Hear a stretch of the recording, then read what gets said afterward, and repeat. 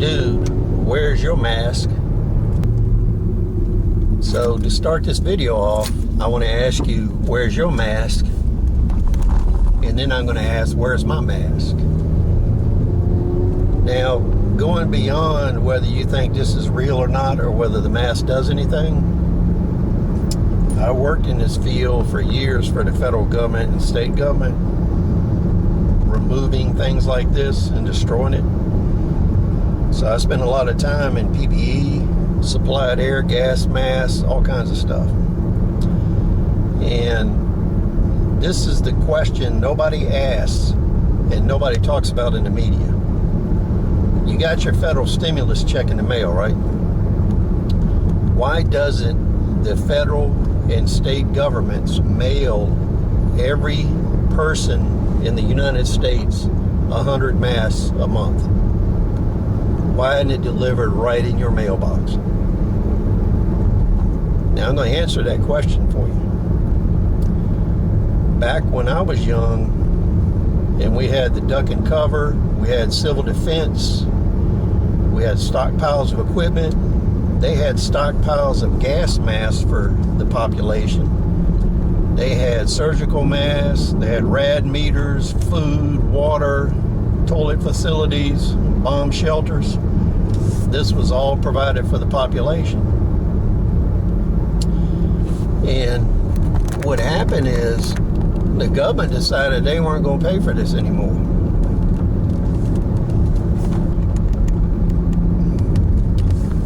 So what happened is the federal government decided they weren't going to pay for this anymore.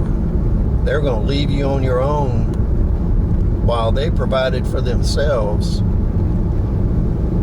They have their underground bases or relocation facilities. The continuity of government program will take care of the leadership in order for the country to continue functioning to mount a response.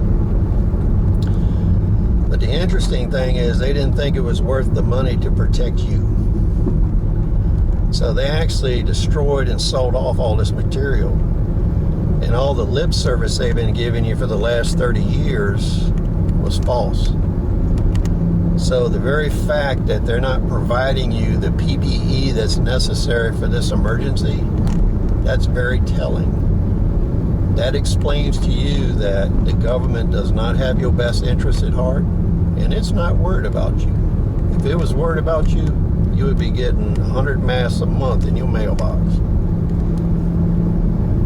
And just for a lot of the critics and stuff, the duck and cover philosophy, I can't tell you how many times I've heard people say that was foolishness and stupid. What it does is illustrates the fallacy of their logic.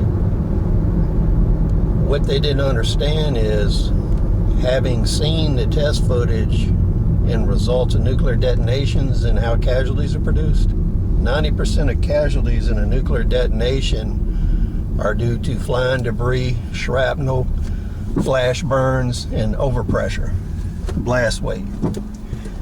Now, if you duck and cover, that eliminates the vast majority of casualties. Anybody that's in a destruction zone that's near the center of the explosion, it doesn't really matter what you do.